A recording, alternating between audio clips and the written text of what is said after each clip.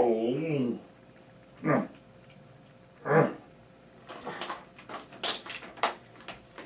Oh. That doesn't work either. Ow. Ooh. Ow. Ouch. Ow.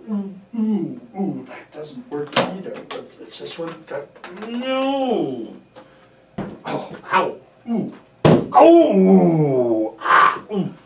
Ooh. Oh. Ow. Ooh. Ow. Oh, my word, this is not gonna work. Hello. You ever had flashlights that don't work at your house? Right when you need them the most? No power on any of these puppies. What a worthless effort. And you can get hurt too. Luther's going to talk to us this year. Welcome to our Luther's Large Catechism staff studies.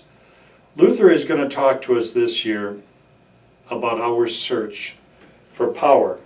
Oh, not like an Indiana Jones archaeological search for some mystical power of long ago, but a power for living the Christian life. A power for eternal life, a power that wells up within us, but it comes from a different source. Last year, Luther's Large Catechism, we focused on the Ten Commandments. It was what God expects of us. 10 simple rules. God expects us to be holy, to be perfect, to love Him, and to love our neighbor as ourselves. We should fear and love God that we do and do not what God expects of us. In the Gospel, Luther makes a startling statement. It's what we expect from God. That we, little bags of dust and ashes, can presume to expect certain things from God. How different this is from the world's approach that to water down the gospel, to say, well, this is what God is, this is what God has to offer, as if we can be just discriminating buyers, whether we want to pick it up or not, or do it or do without it. But no, what we expect from God, with all of our being, what we appropriate to ourselves, what we can go to God and demand on the basis of His promises.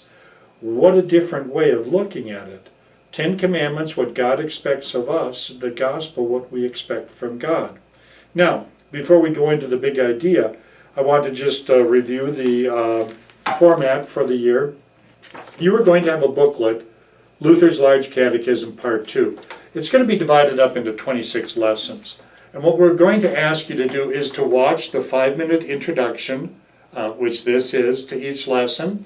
Look for the big idea, and then to read the material, and then go to the Group Me staff meeting posts and answer one of the discussion questions that we will have.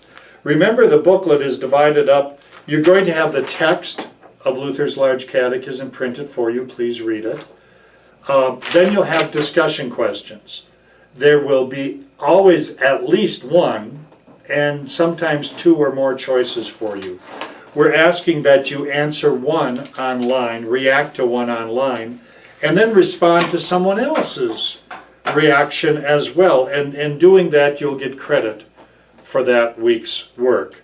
The lesson period will run from Wednesday through Tuesday, so you have to do it within that time frame. So, with that out of the way, let's talk about that big idea.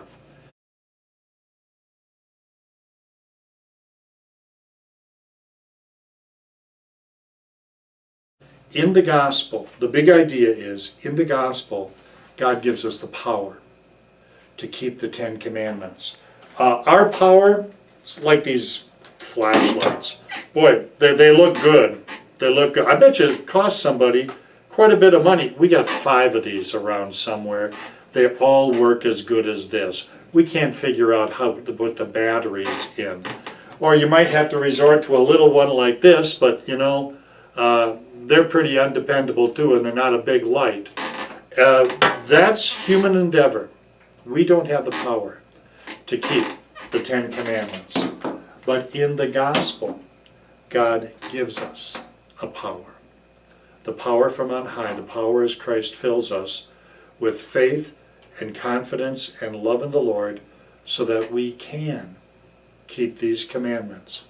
Luther also makes a mention of how terribly the Apostles' Creed was taught before his time. Be sure to read that. You'll get a kick out of that.